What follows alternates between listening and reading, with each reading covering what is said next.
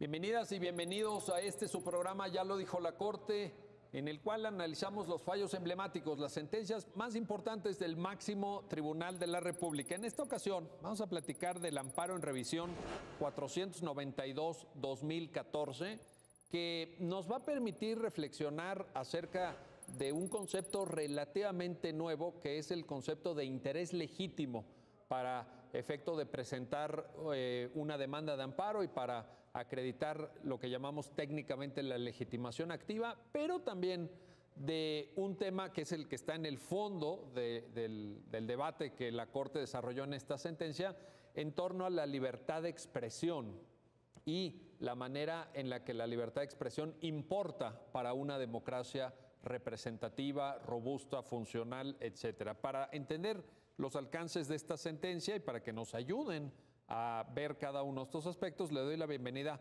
a Patricia Larenal. Patricia, qué gusto recibirte. Al contrario, gracias por la invitación. Gracias por estar aquí.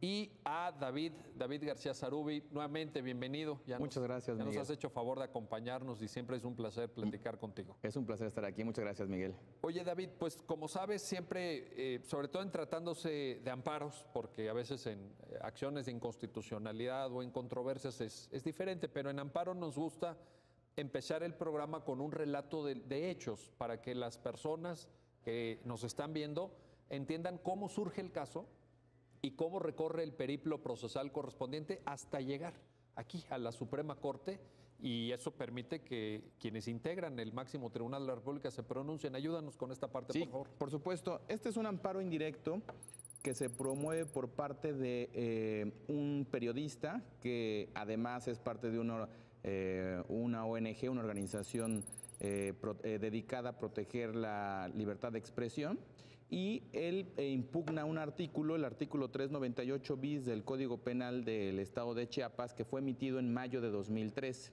Entonces, como sabemos, el amparo puede ser promovido contra leyes con su mera aplicación si se considera por parte del quejoso que son autoaplicativos. Imagino que ahorita vamos a discutir el concepto. Y con motivo de esto, el quejoso, este periodista, llega y promueve un amparo en contra de este artículo. ¿Por qué? Porque este artículo establece un delito que podría involucrar a su actividad. Este delito, este tipo penal establecido en el Código Penal de Chiapas, dice que se va a imponer una sanción a aquel que busque o difunda información obtenida de los cuerpos policíacos o fuerzas armadas que tengan que ver con sus propias actividades de estos cuerpos, pero que pudieran redundar en que un tercero que esté investigado pueda fugarse de la acción de la justicia, o bien que también pudiera generar que se cometa un delito.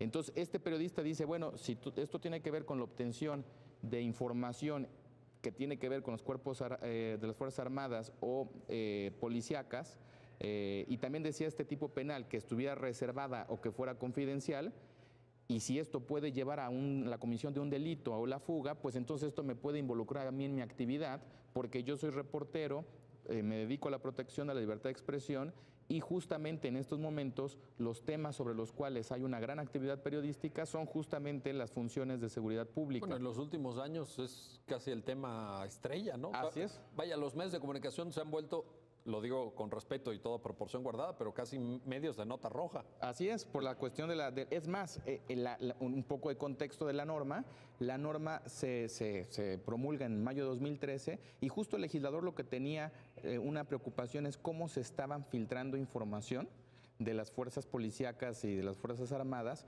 para que se dé la fuga de las personas, y es lo que se conoce como coloquialmente como el halconeo, ¿no? Claro. Es una práctica que se ha intentado en varios estados, en varios códigos penales. Recuerdo el caso de Tamaulipas, que llegó también a la Corte. Así es, y el problema es real, el tema es que hay información que se fuga, y esto genera que entonces no puedan ser eficaces las policías. Entonces, el tema es que, y vamos a ver qué dice el periodista, dice, oye, pero esto no necesariamente está acotado a esos casos muy concretos donde viene una persona y busca esa información y la da con el propósito, sino también puede ser el caso de un periodista que está informando, o como dices, como una nota roja, que está dando una información periodística, una investigación que está haciendo las instituciones policíacas en ese estado, y de repente resulta que esa información fue útil para que alguien se fugue o cometa un delito. Entonces el periodista, yo no tengo manera de poder saber qué se va a hacer con esa información, y entonces este artículo toca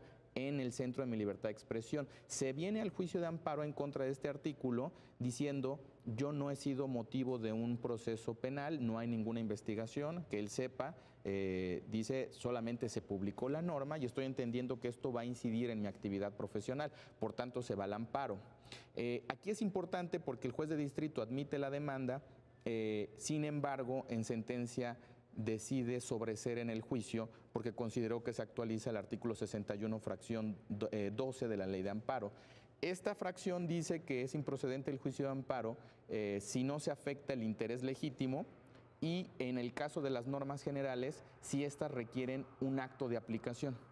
Entonces el juez de distrito dice, bueno, siguiendo la doctrina clásica de la Corte, los delitos son normas heteroaplicativas. ¿Por qué? Porque los delitos son normas hipotéticas que primero tienen un antecedente y luego tienen un consecuente consistente en la sanción. En este caso, dice el juez de distrito, el antecedente sería la comisión de la conducta típica y entonces necesitarías esperarte al consecuente, que sería el inicio de una investigación, un proceso penal o bien una sanción. Como no se dan estos elementos, entonces no hay un acto de aplicación y tendríamos que ver si la norma es autoaplicativa. Y el juez de distrito dice, no, no lo es, porque no hay por sí mismo en un tipo penal una consecuencia normativa inmediata, al menos como lo ha entendido la Corte históricamente desde la perspectiva del interés jurídico. Entonces sobresee el juicio. Si fuera autoaplicativa, la norma la podría impugnar sin esperarse, ningún problema.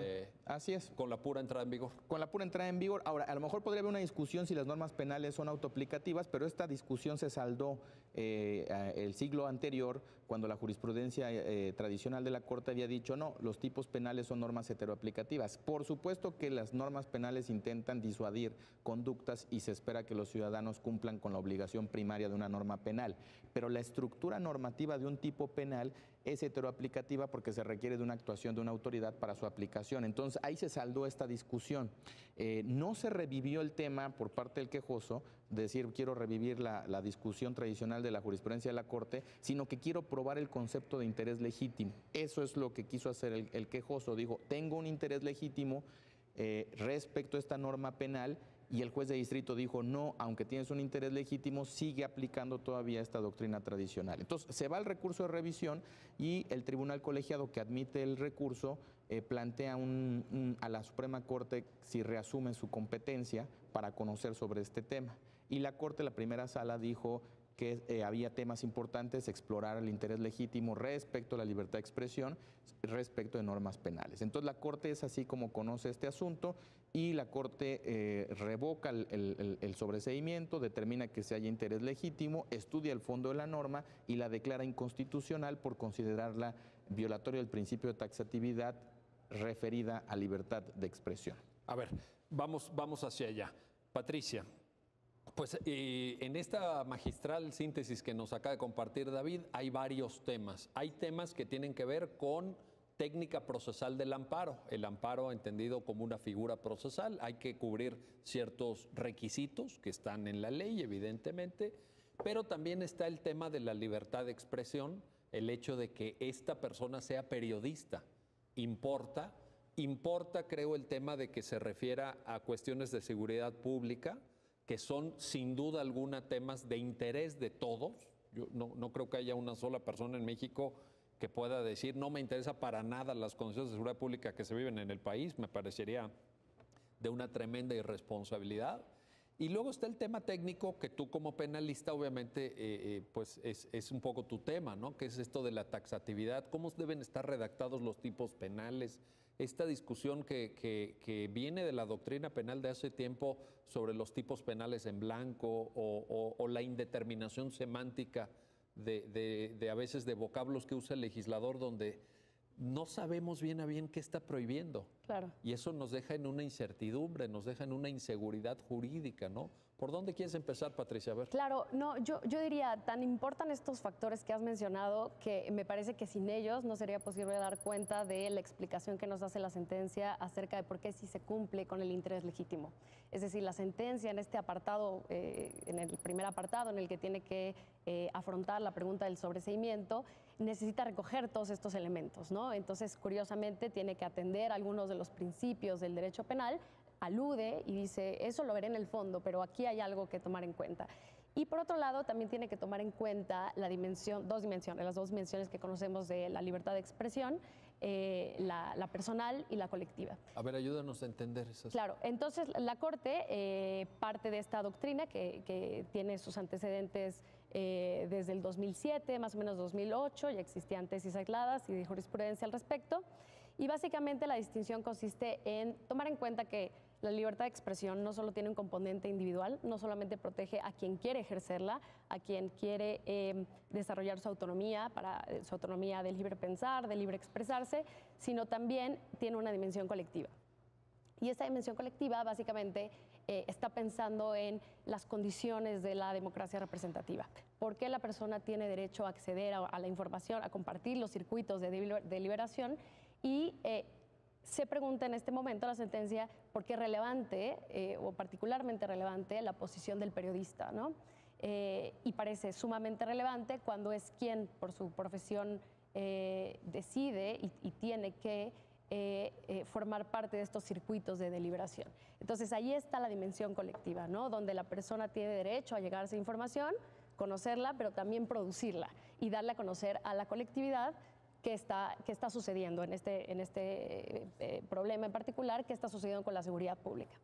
Entonces, por ahí tenemos... Ahora, ¿el hecho de que sea periodista lo ubica él en una posición relevante para efectos de la norma? ¿Estaría cumpliendo con uno de los requisitos para acreditar el interés legítimo? Sí, sin duda, me parece que este es el elemento central. O sea, la sentencia tiene que dar cuenta de que estamos con una persona que ejerce la actividad periodística y que, por tanto, es una persona que va a necesitar estar en este circuito de deliberación y además tiene una protección reforzada desde el ordenamiento jurídico, no solo desde la Constitución, sino también desde la Convención Americana. Seguramente en virtud de estas dos dimensiones también. Exacto. Es decir, nosotros como comunidad tenemos interés en que exista personas que se dedican profesionalmente a recabar, buscar información, difundirla, compartirla, ¿no?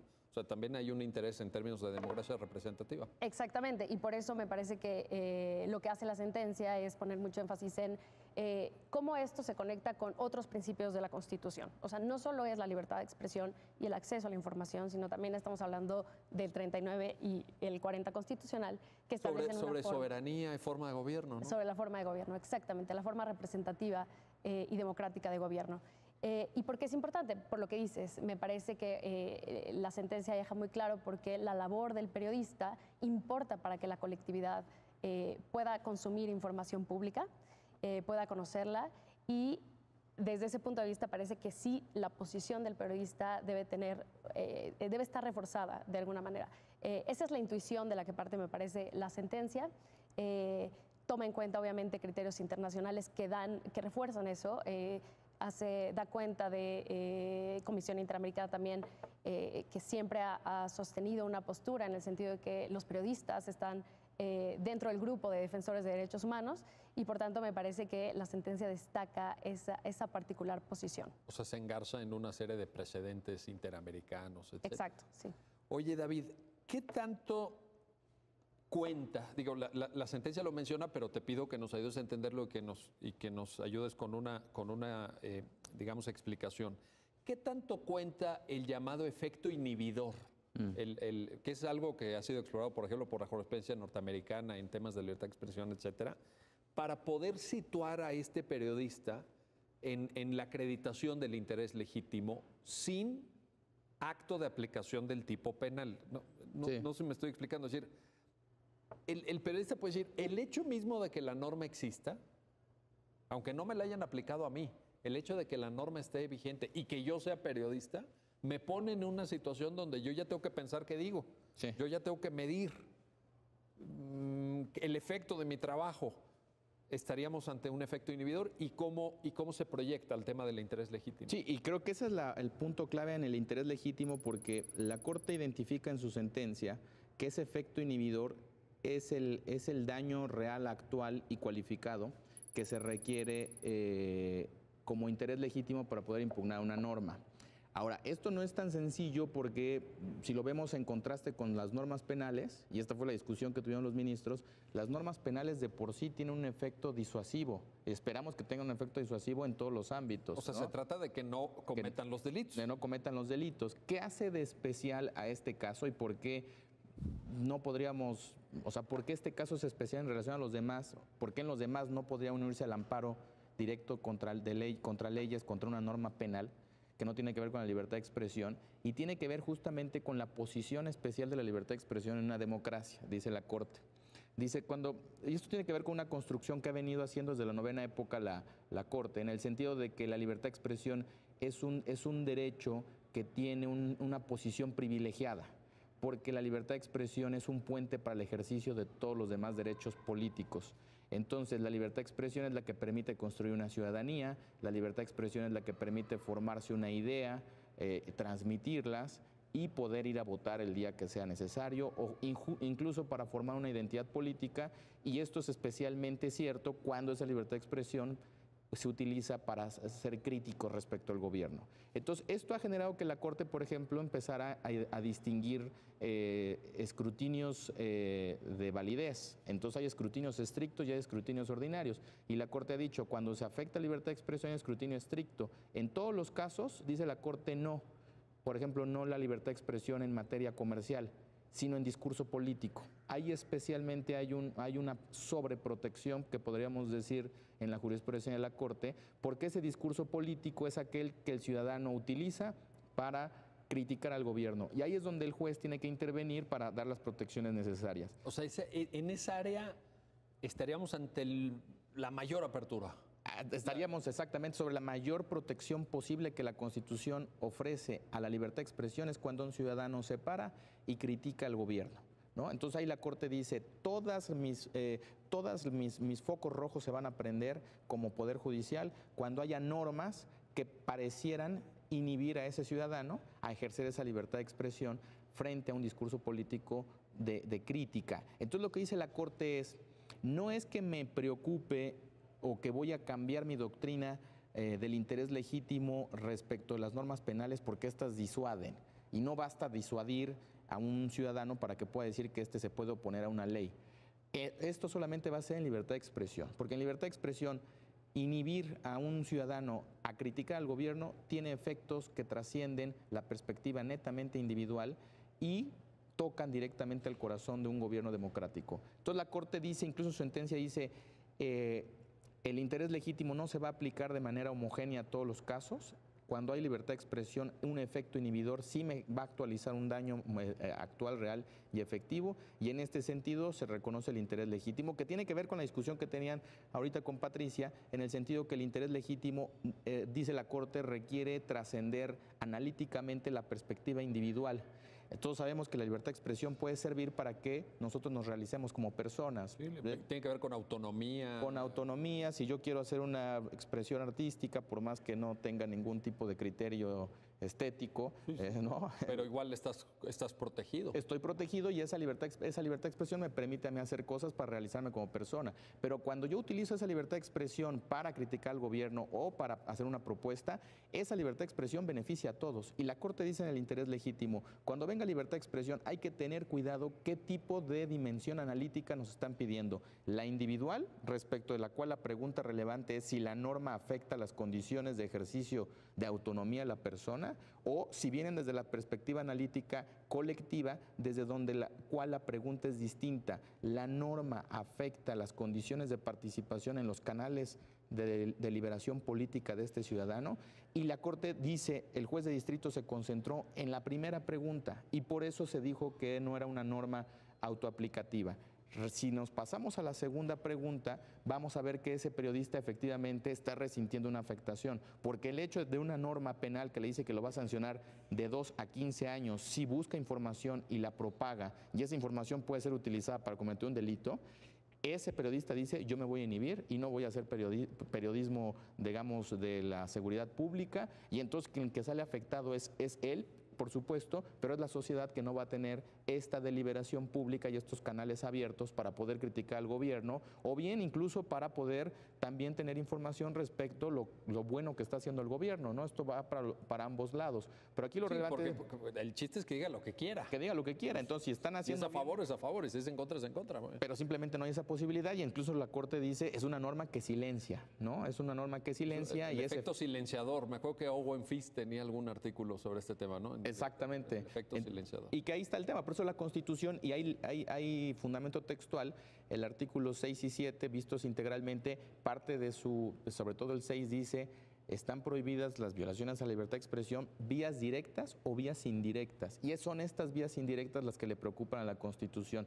Ya no es necesariamente, digamos, una norma que prohíba realizar discurso político, me preocupa más bien las condiciones en las cuales un periodista o un ciudadano puede llegar a criticar al gobierno. Esas formas más sutiles de obstaculizar, dice la Corte, de hacer más difícil la discusión, son aquellas que voy a someter con un especial escrutinio. Entonces, aquí hay interés legítimo porque involucra la relación de esta triada entre juez constitucional, democracia y libertad de expresión, que ha sido posible gracias al interés legítimo, porque dice la Corte, ese interés legítimo me permite trascender ese ámbito estrictamente individualista que venía asociado al interés jurídico que implicaba necesariamente verificar si había una violación a un derecho subjetivo, ¿no? Aquí no estamos hablando de derechos subjetivos, a este periodista no se le ha establecido ninguna sanción, no se le ha privado de la posibilidad de tener un contrato con un medio de comunicación. Ni siquiera sabemos si se le está investigando. Bueno, ni siquiera sabemos. Él dice que no. Él dice que no,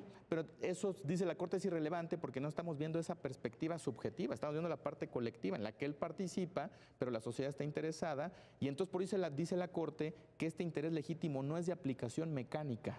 Dice la Corte en una parte de su sentencia, el interés legítimo es de aplicación evaluativa. ¿Por qué? Porque si bien el concepto de interés legítimo es procesal, lo decía Patricia en la primera intervención, tienes que echarle una mirada a los principios sustantivos para poder detectar condiciones de afectación que antes...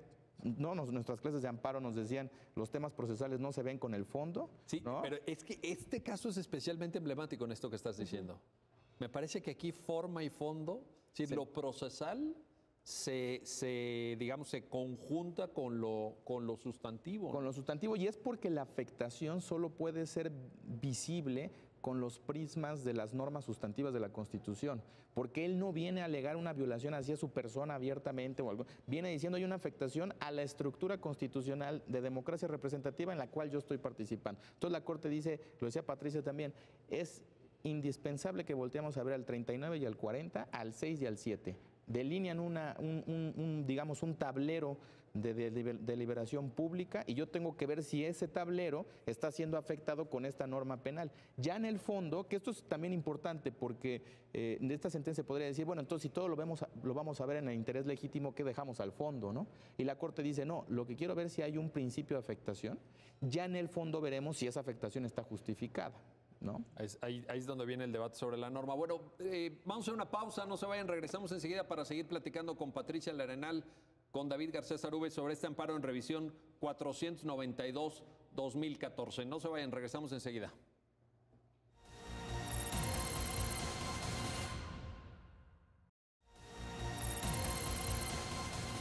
Bueno, ya estamos de vuelta, ya estamos de regreso para seguir platicando en su programa, ya lo dijo la Corte, sobre el amparo en revisión 492-2014 con nuestros invitados. Y, a ver, Patricia, te quiero preguntar, hay un tratamiento en la sentencia, digamos, de un tema propiamente penal, porque David García Sarubi nos ilustraba muy bien, creo yo, y nos ponía un poquito la consideración en la mesa de cómo se articula forma y fondo en esta. O sea, a la vez que tú discutes temas que podrían parecer procesales, de interés legítimo, etcétera, pero ya hay ya la Corte se asoma un poco al fondo, y en la parte, digamos, más avanzada de la sentencia entra a temas que a ustedes los penalistas les gustan y los han trabajado durante mucho tiempo, como taxatividad. Por ejemplo, la sentencia dice Se trata de un tipo penal sobreinclusivo, estoy citando, y también está el debate sobre taxatividad. Ayúdanos a entender esta parte de la sentencia. ¿Qué temas hay ahí? ¿Cómo entender el pronunciamiento del máximo tribunal, por favor? Sí, claro. Bueno, recordando un poco el planteamiento del quejoso, hay que tomar en cuenta que él está diciéndonos, oye, yo no puedo ejercer mi actividad periodística sin incurrir en el tipo penal. E incurrir en un tipo penal da lugar a que se genere la manifestación más grave, más punitiva de la que es capaz el Estado, ¿no? Que implica además una pena de prisión que va de 2 a 15 años, ¿no? No es una pena menor. Claro, y el margen es amplísimo, ¿no? La diferencia entre 2 y 15 además, es de 2 muy a amplia. 15. O sea, Y ahí hay un planteamiento también acerca de proporcionalidad de la norma que después resulta innecesario atender, pero la cuestión es esta, él dice, no solo me estás sancionando, no solo me estás diciendo que voy a tener una consecuencia administrativa o civil, no, me estás diciendo que me voy a ir a la cárcel si ejerzo esta actividad. Y no tengo manera de saber hasta qué punto yo voy a estar como periodista haciendo algo que genere que un delito no se cometa o que se siga cometiendo. Yo no tengo forma de prever eso. Y ahí es donde entra, por supuesto, entonces la discusión del principio de legalidad en su vertiente de taxatividad, le llamamos en primera sala su vertiente de taxatividad. Y esto, en términos muy simples, lo único que quiere decir es que todos los ciudadanos tenemos derecho a que las normas penales estén redactadas de la manera más clara posible. Es decir, los vicios de lenguaje, de ambigüedad y vaguedad que son atribuibles naturalmente, tienen que ser reducidos lo máximo posible. Esa es la expectativa. Y esta doctrina ha estado acompañando a la primera sala y al pleno desde muchísimos años. Por supuesto, tiene un andamiaje, digamos, que en este momento no se podría agotar, es todo un tema. Y la Corte tiene mucha doctrina acerca de eso. Y la última doctrina, digamos, la más reciente, que fue útil en este contexto, decía que la forma de revisar si una norma penal viola el principio de taxatividad es considerando que el legislador no puede utilizar conceptos a la manera de un diccionario. No podemos exigirle tanto. Evidentemente las leyes no pueden ser, no deben ser diccionarios. Exacto. Pero de ahí a que usen términos tan vagos, tan amplios,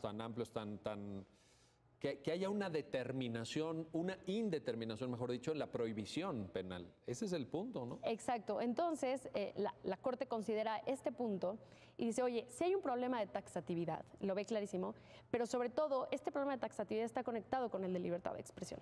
¿Por qué? Porque la norma es tan amplia, la norma es tan vaga, no le permite efectivamente al periodista conocer qué puede y qué no puede hacer, y la sanción es la cárcel, de nuevo, la posible imposición de una pena privativa de la libertad, que es la más gravosa que existe, y tan es así que podemos decir que es sobreincluyente o sobreinclusiva. Y eso significa que el legislador no ha diseñado correctamente el supuesto fáctico que origina la sanción penal. El legislador ha sido descuidado de alguna manera, no lo dice así, pero es una manera fácil de entender qué quiere hacer la Corte, no ha sido suficientemente cuidadoso para diseñar el supuesto que da lugar a que se actualice el tipo penal. Esa es una exigencia constitucional básica, pero que en esta sentencia en particular, y yo creo que esto es algo sumamente innovador, es que se conecta con el derecho a la libertad de expresión. O sea, no podemos desconectar los dos problemas, van enlazados, van de la mano, y precisamente, ¿por qué va de la mano? Porque estamos considerando la dimensión colectiva de la que daba muy bien cuenta David. Las personas tienen derecho a entrar a un circuito de deliberación y, por tanto, en la medida en que tú le estás obligando a abstenerse de eso, por el efecto amedrentador, entonces estás... y claro, porque la amenaza es penal, ¿no? O sea, no es una amenaza, de nuevo, insisto, no es nada más el pago de una multa, no es una sanción administrativa, ni siquiera es la inhabilitación de la profesión, ¿no? No es nada así, es la pena privativa de la libertad. Entonces, por eso es tan importante considerar la dimensión penal y, por supuesto, no perder de vista que también se juega aquí un principio importantísimo, que es el de última ratio. Ayúdanos a entender qué significa eso. Claro. Porque de repente cuando las personas que no son abogadas escuchan términos en latín, dicen, estos abogados, ya empiezan, ¿verdad? A ver. Claro, ayúdanos. y además es un concepto sumamente sencillo. La idea es básicamente que el legislador penal solamente puede intervenir cuando los bienes jurídicos más graves sean atentados. Es decir, las conductas más graves son las que van a meritar una sanción penal. Pero ya se deja como lo más extremo, como lo último, ¿no? Digamos, el poder tan fuerte del Estado sobre la persona, ¿no? Exactamente. Ahora, ahí hay un debate abierto, Patricia, también se acordarán, David, Patricia, digamos, en el sistema interamericano ha habido algunas recomendaciones de Comisión Interamericana de Derechos Humanos de la Relatoría Especial en materia de libertad de expresión, pidiendo que se despenalice todo lo que tiene que ver con el ejercicio periodístico, ¿no? Es decir, porque luego tienes también, digamos, tú que eres penalista, Patricia, lo sabrás explicar mucho mejor que yo, pero, por ejemplo, en toda la teoría del garantismo está este principio de lesividad, ¿no? Claro. Entonces, a ver, exactamente qué lesiona. El hecho de publicar en un periódico, ¿qué lesiona? Bueno, si te metes a vida privada o a, digamos, datos personales, etcétera, a lo mejor sí, pero difundir temas de interés público en esta dimensión que tú apuntabas, David, del interés colectivo en saber cómo están los temas de seguridad pública en el país. El hecho de que publiques eso, ¿qué lesiona exactamente?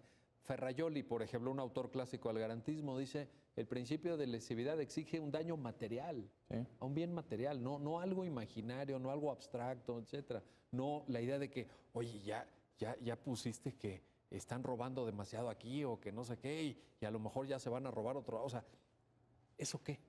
¿Qué lesiona? ¿Quitaríamos al derecho penal? A ver cómo lo ven. Sí, de hecho, y considero que esta sentencia es un punto de partida muy importante para conocer en qué está la discusión hoy en México, porque me parece que a partir de esta sentencia la Corte dice, oye, hay bienes jurídicos protegidos que simplemente no pueden incorporar la sanción penal, no la permiten, Bueno, la excluyen. está. Y la libertad de expresión es uno de ellos clarísimamente. ¿Y cuál es la cuestión aquí? Siempre está a la vista el efecto amedrentador que genera una sanción penal, la amenaza. Y la Corte, a partir de ahí, de reconocer que existe ese problema, va a generar nuevos criterios en los que dice, ¿sabes qué? Todos los delitos que protegen típicamente el honor, ¿no? Hay que empezar a fijarnos hasta qué punto el legislador está o debería ceñir más los supuestos de sanción penal. Porque está la vía civil también, Exacto. del daño moral y... La vía más restrictiva, la más gravosa, que es el derecho penal, siempre se tiene que dejar cuando las demás no han sido efectivas para combatir un problema. Ahora, esto, David, se proyecta, lo que estoy entendiendo del comentario de Patricia es que también se proyecta al legislador. Creo que, digamos, si algún diputado, algún senador estuviera viendo el programa, ojalá, no lo sabemos, pero ojalá. Aquí hay también, David, dirías, un reclamo, una llamada de atención al legislador penal, decir, oigan, cuidado con cómo redactan los tipos penales, ¿no? Sí, así es, porque el legislador, a ver, si vamos a teoría de las normas, teoría general del derecho, podríamos decir que todas las normas son sobreinclusivas. Hay un cierto grado de sobreinclusión. ¿Qué es sobreinclusión en un término mucho más abstracto? La sobreinclusión es en relación a la intención del autor de la norma. Uno hace normas para ciertos fines, uno a lo mejor crea una norma administrativa que dice que habrá semáforos para tratar de hacer el tránsito mucho más fluido, pero ciertamente a veces esa norma va a ser sobreinclusiva. ¿Por qué? Porque a lo mejor vamos a estar sancionando a alguien que se pasó el alto a las 12 de la noche cuando no hay nadie, no hay ni siquiera tránsito. La sobreinclusión, por tanto, es digamos, una deficiencia de las normas que tenemos que asumirlas. Todas las normas son sobreincluyentes en relación al propósito original. Lo que dice aquí la Corte es, legislador, yo sé que va a haber un cierto punto en el que la norma va a cubrir supuestos que tú no pensaste y que no te gustaría que estuvieran cubiertas por las normas si te preguntáramos contrafácticamente sobre el caso que estamos resolviendo. Sin embargo, hay ciertos ámbitos donde los bienes jurídicos protegidos son tan importantes que no te voy a permitir ser, dice la Constitución, sobreinclusivo. Y esta es la libertad de expresión, sobre todo en la materia penal. Si tú quieres establecer un tipo penal para proteger un bien jurídico legítimo a través del derecho penal, Respecto a la libertad de expresión, vamos a suponer los antiguos delitos que ya están casi desapareciendo, pero los de difamación. Sí, difamación, calumnias, derechos durante décadas estuvieron vigentes y como delito, efectivamente. ¿Y cómo se han caído esos delitos? Muchas veces porque violan directamente libertad de expresión, pero en la mayoría de las veces, diríamos, tribunales constitucionales mucho más moderados dirían, está muy bien proteger el derecho al honor. El problema es que el tipo penal como está diseñado es sobreinclusivo porque penaliza instancias de ejercicio de libertad de expresión donde no hay una afectación real al honor, que es lo que tú decías, ¿qué estamos protegiendo por detrás? Entonces, este es el caso muy claro. El legislador lo que estaba pensando es algo muy legítimo y lo dice la Corte en su sentencia. Quería resolver este problema del halconeo con el que empezamos el programa. Sí, no, y en eso todos estamos de acuerdo. Vaya, estamos de acuerdo, ¿no? Estamos en ese propósito, en ese objetivo. Y estamos incluso de acuerdo en digamos, una cierta estrategia del legislador que dice, oye, hay que tratar de sancionar en alguna vía a aquellas personas que deliberadamente tratan de obtener información para lograr que alguien se escape o cometa un delito. Como estrategia es correcto. Sí. Ahora, ¿cómo lo implementamos? Un tipo penal. ¿Y cómo vas a establecer el tipo penal? A todo aquel que obtenga información y logre este resultado se le va a poner 2 a 15 años. Lo que dice la Corte es tremendamente sobreinclusivo, porque si bien vas a incorporar a aquellos que sí deberías de estar sancionando, hay un porcentaje importante de casos donde vas a estar sancionando a los periodistas. Ahora, legislador, ¿tú querías eso? Solamente que tuviéramos un legislador a lo mejor, que no creo que sea el caso, pero un legislador que quisiera penalizar estos ejercicios, pero creo que el legislador de Chiapas, pensando en su debate de buena fe, el legislador de Chiapas no quería sancionar a los medios de comunicación. Ahora, te pongo aquí una duda, David. Y si hubiera querido, pues no estaba a su alcance tampoco. Sí, ¿no? Te lo digo porque aquí mismo en el programa contigo hemos discutido temas de motivación legislativa reforzada. Así es. A veces como requisito, pues, para aplicar tipos de escrutinio en control de constitución de leyes, etcétera. Así es. Y si hubieran querido, si lo hubieran puesto así en el dictamen legislativo o en la exposición de motivos, pues no está a su alcance. No está a su alcance, es indisponible para ellos democráticamente. Lo curioso es que la Corte compra el argumento del legislador, no lo digo peyorativamente, sino que el legislador quiso resolver un problema, la Corte dice, lo voy a tomar de buena fe, y lo que te voy a decir es que es inconstitucional sobreinclusivo y el principio de taxatividad es el que me ayuda. Ahora, sospecho que si tu norma es tan sobreinclusiva, que estás realmente penalizando a personas que no habías pensado que ibas a penalizar, entonces voy a hacer una sospecha de inconstitucionalidad, ¿no? Y por eso es el escrutinio estricto.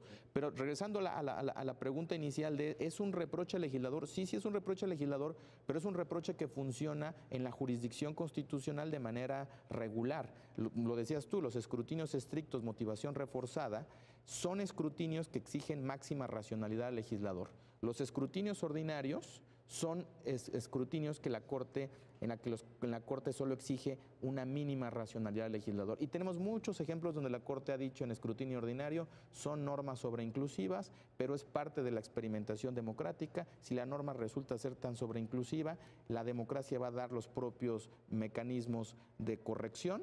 Pero cuando estamos hablando de libertad de expresión, cuando estamos hablando de derechos de minorías, de discriminación por alguna categoría sospechosa, dice la Corte, aquí es máxima racionalidad y la sobreinclusión, es decir, normas que incluyen más de lo que deberían de estar incluyendo, estos ejercicios de irracionalidad, sean voluntarios o involuntarios, van a ser inconstitucionales y por tanto sí hay un reproche al legislador, ¿no? Y en este sentido... Un jalón de orejas, vamos a ponerlo. Un jalón de orejas porque tienes un problema real, la sentencia dice hay un problema real, claramente a nadie, decías tú, nadie va a estar defendiendo que las instituciones de seguridad pública filtren información para fines ilícitos. Tienes un problema real, legislador, resuélvelo, pero resuélvelo con normas que estén estrechamente vinculadas con ese fin que tienes, que sean proporcionales, que no haya medios alternativos menos gravosos para que no tengas una afectación colateral en otros derechos que son sumamente importantes, porque si no, entonces sale digamos, un efecto contraproducente. Vas a tener un problema en el que no vas a resolver el conflicto inicial y adicionalmente vas a tener un problema democrático, porque entonces aquellos que te estaban ayudando a corregir las estrategias, que son los medios de comunicación, se van a inhibir. Se van a inhibir. Entonces, ahora ni una ni otra. Ese es el problema, es la sobreinclusión. Y cuando estamos hablando de bienes tan importantes, la Corte dice al legislador te voy a exigir máxima racionalidad. Y en ese sentido tienes todas las razones. Una especie de reproche constitucional a un ámbito donde el legislador tiene que ser especialmente cuidadoso. No se puede equivocar. Que no hay que verlo como algo anómalo, porque así funciona la jurisdicción constitucional sobre normas. Vaya, así es un juego institucional normal. Ahora, Patricia, yo me imagino, y la sentencia un poco en la parte final lo vislumbra o lo anuncia.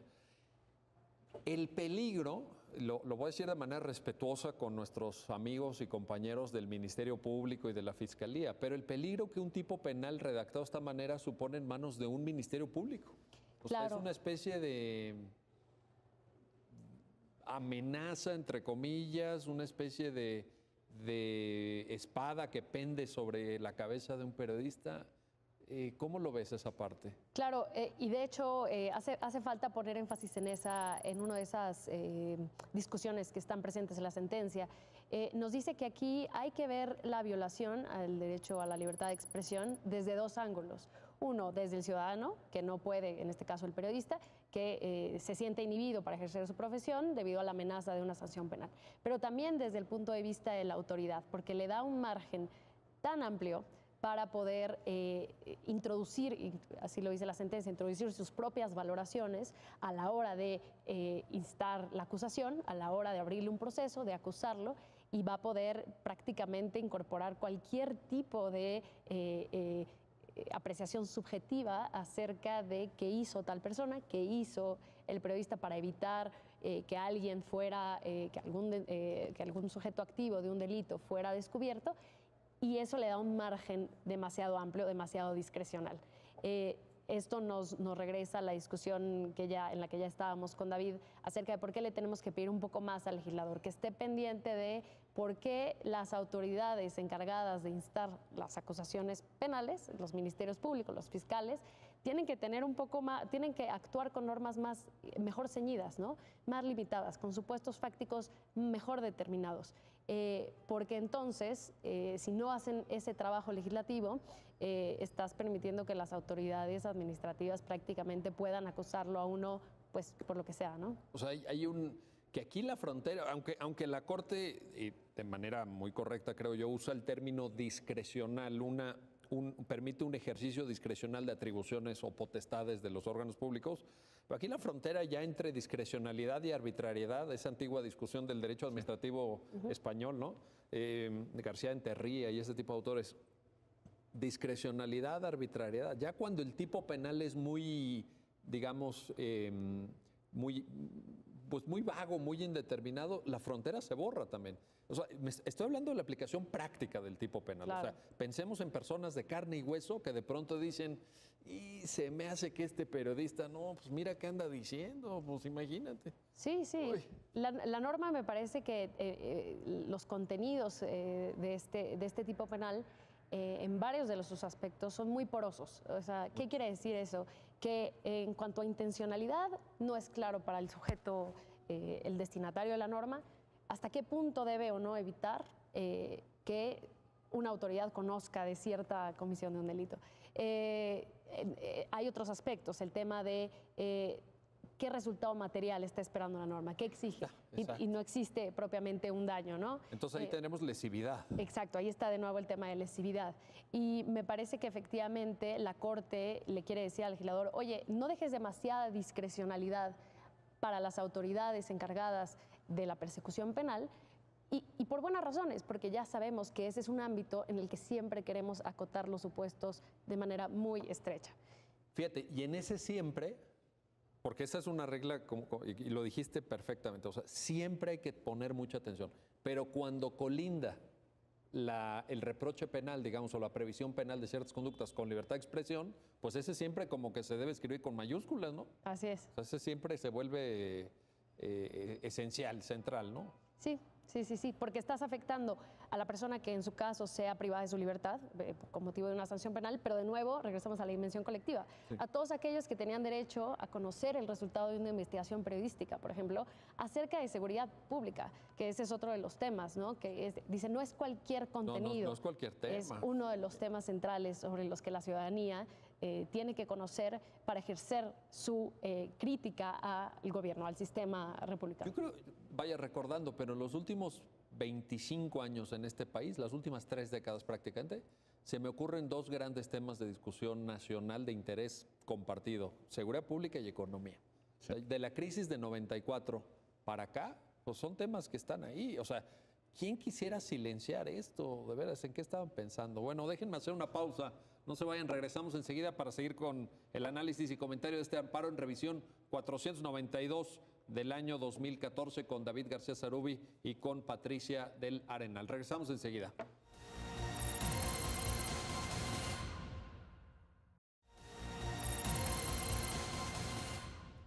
Bueno, ya estamos de vuelta, ya estamos de regreso en su programa, ya lo dijo la Corte, para seguir en el análisis y comentario de este amparo en revisión, el 492 del 2014, con Patricia Larenal, con David García Zarubi. David, volvamos un poco al inicio. A ver, yo creo que esta sentencia es extraordinariamente recomendable para quienes estudian amparo, para quienes quieren saber cómo a partir de las reformas, tú y yo lo hemos platicado en este mismo programa, la reforma de 2011 a la Constitución, la ley de amparo del 2013, incorpora pues novedoso concepto del interés legítimo, pero aquí la sentencia, lo interesante es que pues lo toma también para efectos del amparo contra leyes, que podría ser amparo contra actos también, actos administrativos con interés legítimo. Pero aquí es contra leyes, y esta diferencia entre normas autoaplicativas y heteroaplicativas. ¿Cómo entender esta parte? ¿Por qué es relevante desde el punto de vista de la comprensión contemporánea del juicio de amparo? Sí, y creo que eso sí, ese es un tema relevante porque incluso el ejercicio de la facultad de reasunción de competencia por parte de la Corte se centró justamente en determinar criterios de interés legítimo en relación a normas autoaplicativas y heteroaplicativas. Ya que se superó el tema, le entramos al tema de fondo, libertad de expresión, que es el que estuvimos discutiendo. Pero la Corte decía, vamos a empezar a construir categorías o a seguir explorando estas categorías procesales. ¿Cómo entender, después de estos precedentes y los que se han visto en este programa donde la Corte ha ampliado la concepción de interés, de norma autoaplicativa y heteroaplicativa en relación al interés legítimo? Yo diría que mientras la concepción de norma autoaplicativa y heteroaplicativa aplicada al interés jurídico se refiere a los derechos subjetivos individuales de las personas, esto es, el amparo sigue teniendo esta visión, digamos, clásica de protección del individuo frente al Estado, y por tanto una norma autoaplicativa será aquella donde el legislador establece obligaciones que restringen derechos al individuo, y donde, si fuera gráficamente, pondríamos justamente el individuo frente al Estado. Eso es lo tradicional. Lo tradicional. O sea, vaya, eso es la... Y la responsabilidad central de un medio de control constitucional, proteger al individuo frente al Estado.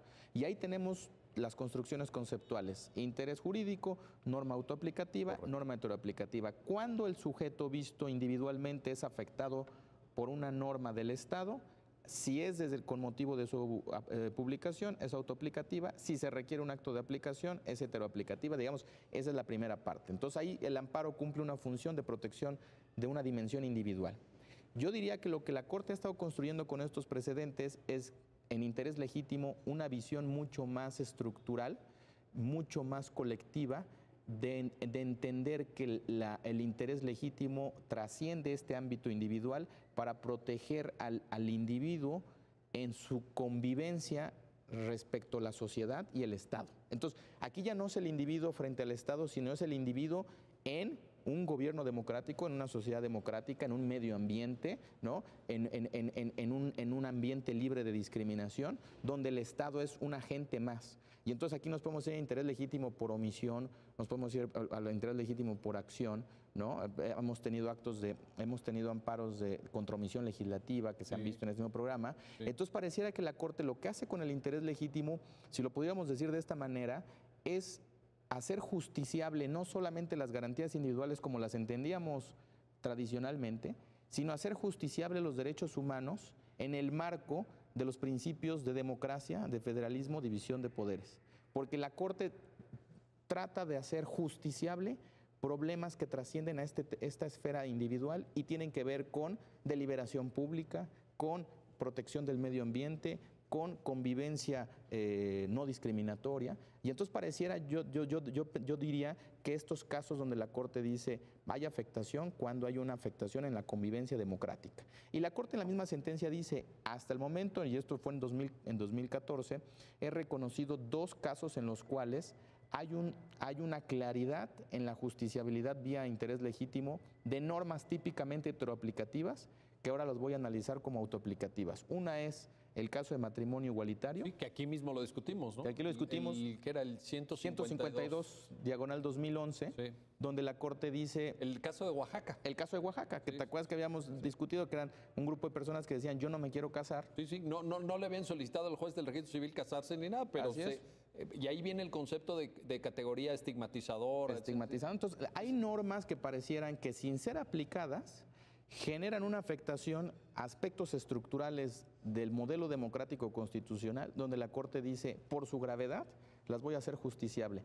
Y voy a entender que el sujeto que viene, el quejoso, el individuo, si tiene una especial situación en el ordenamiento jurídico, es decir, si está posicionado en esa estructura de cierta manera cualificada, esto me va a permitir a mí que un juez intervenga.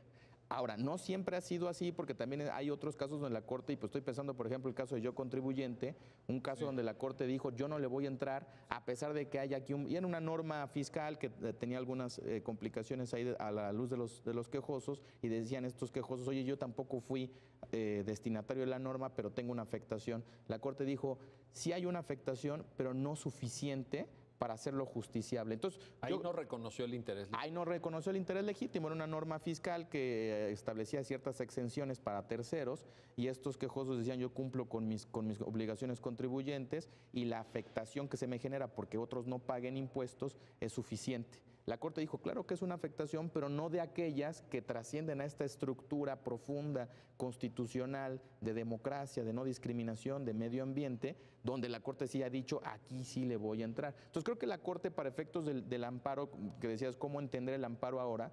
Creo que la Corte tiene lo diría con esta palabra para simplificarlo, tiene una especie de política judicial respecto al interés legítimo, donde la Corte dice, ahí donde hay problemas de relación de derechos humanos con democracia, federalismo y división de poderes, voy a tener un criterio donde voy a permitir encontrar afectación.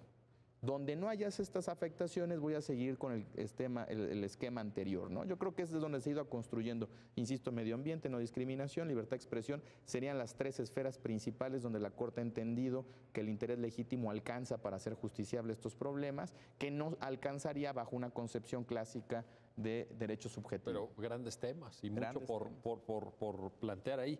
Patricia, hay una parte de la sentencia donde hay un eco, identifiqué un eco con aquel famoso fallo New York Times versus Sullivan de la Corte Suprema de Estados Unidos, cuando aquí la Suprema Corte de México dice es que hay que procurar un debate abierto, robusto y desinhibido, que eran las 3 palabras que usó el Justice William Brennan Jr., que fue el que redactó New York Times versus Sullivan, ¿no? Sí. Pero aquí lo interesante es que, New York Times versus Sullivan, pues es otra cosa, etcétera, pero bueno, también conectado con seguridad pública, pero aquí es específicamente seguridad pública, es decir, necesitamos hablar libremente de esto, ¿no? ¿Está en el interés de todos, Patricia? Claro, y en estas referencias que toma la sentencia también habla del libre mercado de ideas, ¿no? Sí. Esta idea, Oliver Wendell Holmes, aquel voto particular famoso. Así es. Y yo creo que la Corte lo que hace aquí es nutrirse de un gran debate constitucional comparado y, por supuesto, de criterios de Corte Interamericana. Oye, y aquí un paréntesis. Qué bueno, ¿eh? Sí. No, es que a veces... no es este el caso, pero a veces leo unas sentencias donde intentan inventar el hilo negro y yo creo que no se trata de eso. Y son problemas comunes, las democracias modernas tienen problemas comunes. Gustavo Zagrebelsky, que fue presidente de la Corte Constitucional Italiana, decía, hay una corriente, hay una especie de migración, no solamente de criterios jurisprudenciales, que ha sido muy estudiado esto, sino de problemas.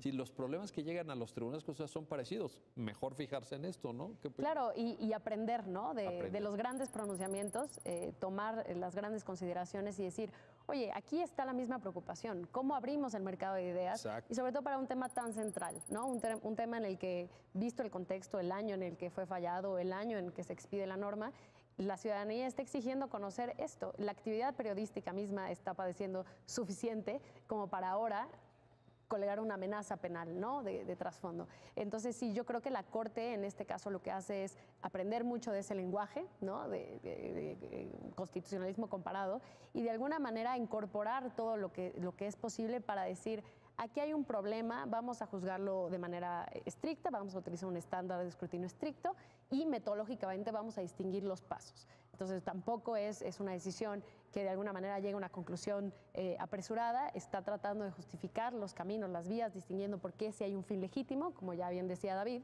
Más tarde se pregunta por la necesidad, por la proporcionalidad, y ahí es donde encuentra una falla, la conecta con la dimensión penal, y me parece que solamente así se logra una sentencia, digamos, que logra justificar su conclusión. Yo creo que una gran argumentación, ¿no? A mí me parece de una calidad extraordinaria la argumentación de esta sentencia. Sí, sin duda. ¿Coincides? Mucho que aprender de ella, sí. Y muy recomendable la lectura. Yo me despediría, estamos terminando ya el programa, pero y siempre lo decimos aquí en el programa, ¿no? Como que las sentencias que aquí exponemos, pues vale la pena que no se queden con esta exposición extraordinaria que hacen nuestros invitados, sino que la lean. Pero esta es una sentencia original que dialoga con categorías conocidas como federalismo, división de poderes, etcétera, pero que creo que les da la vuelta en un sentido original, propositivo y moderno. Y sin duda me quedo con la expresión de Patricia tan atinada, una sentencia de la que mucho puede aprender. David García Zarubi, muchas gracias. Patricia Larenal, gracias por ayudarnos en la comprensión de este importante fallo del máximo tribunal de la República. Y gracias a usted que hace posible este programa, ya lo dijo la Corte. Nos vemos pronto para un nuevo comentario y análisis de las sentencias emblemáticas, los fallos más importantes de la Suprema Corte de Justicia de la Nación. Hasta pronto.